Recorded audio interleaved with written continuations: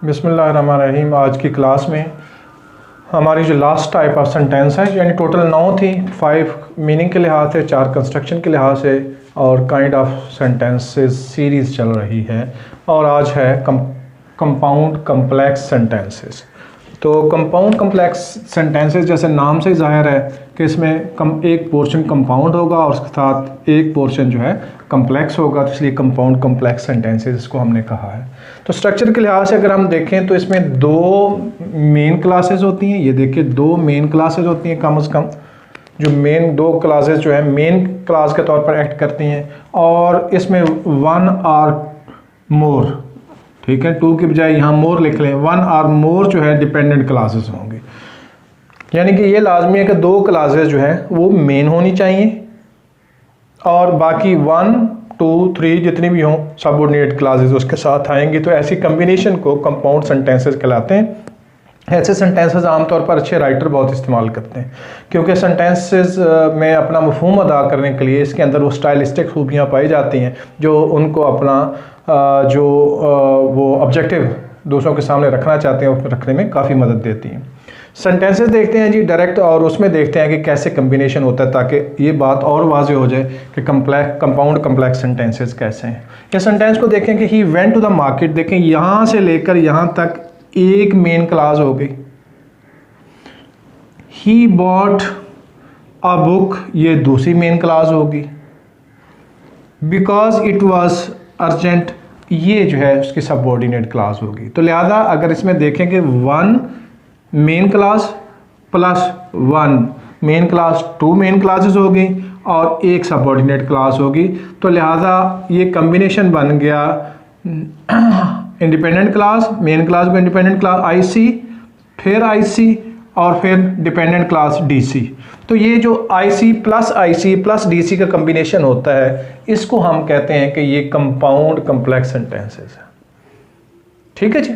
ऐसा भी हो सकता है कि IC plus IC, DC plus DC plus DC, ऐसा भी हो सकता है। लेकिन ये बड़ा ज़रूरी है कि 2 मेन क्लासेस कम से कम 2 होनी चाहिए। 2 से ज़्यादा भी हो सकती हैं। ये भी हो सकता है कि मेन क्लासेस 3 हो और उसके साथ 4 जो है सबऑर्डिनेट क्लासेस लगी हों। मैंने पहले भी अपने लेक्चर में कहा था कि जैसे डेविड डेचिस का स्टाइल है critical history of English literature में, वो ऐसा ही है।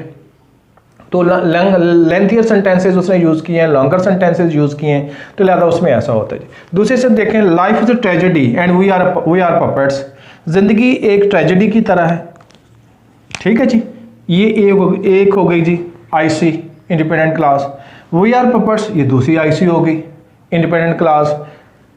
विच फ्यू पीपल अंडरस्टैंड, जो कम लोग ही जानते हैं, ये उसकी सबऑर्डिनेट क्लास होगी। तो यानी इसमें भी 2 आईसीज हैं, 1 आईसी और एक डीसी, जिसे हम डिपेंडेंट क्लास कहते हैं। तो लिहाजा वंस अगेन इसका स्ट्रक्चर भी कंपाउंड और कम्प्लेक्स, यानी 2 सेंटेंसेस जो इक्वल रैंक के आपस में जोड़े जाते हैं, यानी 2 आईसी जो यूज़ करते हैं वो कंपाउंड की रिप्रेजेंटेटिव हैं, और जो दूसरी उसके साथ हम डीसी कनेक्ट करते हैं वो कम्प्लेक्स की याद हमें दिलाती है। तो लिहाजा इस तरीके से कंपाउंड कम्प्लेक्स सेंटेंस हम इस्तेमाल करते हैं, बनाते हैं, फ्रेम करते हैं।